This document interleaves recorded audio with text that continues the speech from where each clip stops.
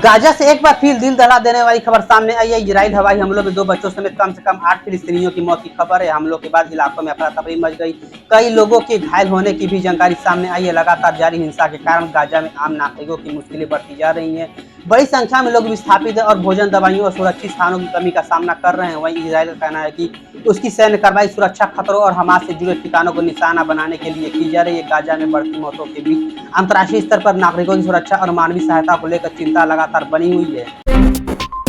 चीन के सस्ते सामान पर अब अमेरिका का बड़ा एक्शन। ट्रंप प्रशासन ने चीन से आने वाले सामान पर 7.5% का नया टैरिफ लगाने पर विचार कर रहा है। अगर यह फैसला लागू हुआ तो अमेरिका और चीन के बीच व्यापार तनाव एक बार फिर बढ़ सकता है। रिपोर्ट के मुताबिक अमेरिकी अधिकारियों की नजर चीन की कथित अतिरिक्त औद्योगिक क्षमता पर और कम कीमत वाले निर्यात पर है।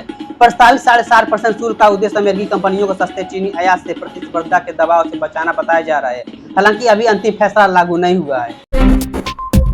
अमेरिका और कनाडा के बीच व्यापार युद्ध अब और भड़क गया है। डोनाल्ड ट्रंप ने कनाडा से आने वाले कारों, ट्रकों, ऑटो पार्ट्स और स्टील पर 50% टैरिफ लगाने का ऐलान किया है।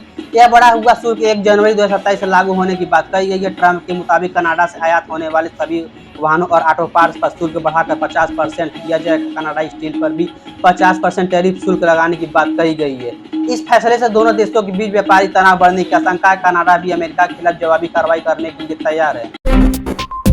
भारत चीन सीमा विवाद पर आज बीजिंग में होने वाली बातचीत पूरी दुनिया की नजर है। क्या अजीत डोभाल और वांग यी की मुलाकात से सीमा पर तनाव कम करने की दिशा में कोई बड़ा रास्ता निकलेगा? देखिए, भारत और चीन के बीच सीमा विवाद को लेकर विशेष प्रतिनिधि स्तर की 25वें दौर की वार्ता 25 अगस्त 2026 को यानी आज बीजिंग में प्रस्तावित है। भारत की ओर से राष्ट्रीय सुरक्षा सलाहकार अजीत डोभाल और चीन की ओर से विदेश मंत्री वांग यी बातचीत की सह अध्यक्षता करेंगे। बैठक में सीमा विवाद के साथ साथ द्विपक्षीय, क्षेत्रीय और अंतर्राष्ट्रीय मुद्दों पर भी चर्चा होने की उम्मीद है। दोनों पक्षों का मुख्य जोर सीमा क्षेत्र में शांति और स्थिरता बनाए रखने पर होगा। यह संवाद 2020 के गलवान संघर्ष के बाद भारत चीन संबंधों में सुधार करने की कोशिश की बातचीत हो रही है। दिल्ली एनसीआर में बारिश ने मचाई आफत, सड़कों पर पानी, ट्रैफिक बेहाल और अब मौसम विभाग का रेड अलर्ट। राजधानी में अगले कुछ घंटों का मौसम बेहद चुनौतीपूर्ण रहने वाला है। 25 अगस्त को दिल्ली के कई हिस्सों में तेज बारिश हुई, जिससे कई इलाकों में अब जला भरा और यातायात प्रभावित हुआ।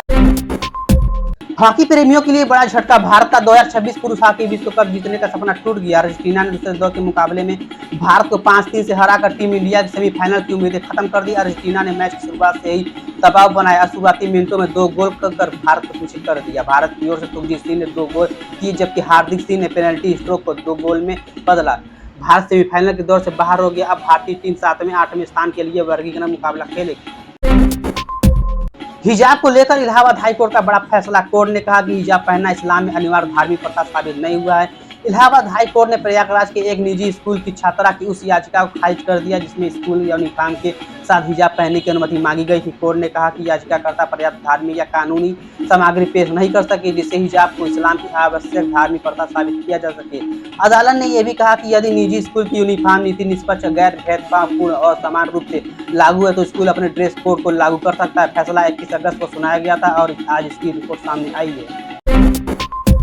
केंद्र सरकार ने कच्ची चीनी की ड्यूटी की फ्री आयात के नियमों में बड़ा बदलाव किया है। अब आयातकों को बिल ऑफ एंट्री दाखिल करने की तारीख से 2 महीने के भीतर कच्ची चीनी को रिफाइंड चीनी में बदलकर घरेलू बाजार में बेचने का प्रावधान किया गया है। सरकार ने हाल ही में 10 लाख टन कच्ची चीनी को शुल्क मुक्त आयात की अनुमति दे दी।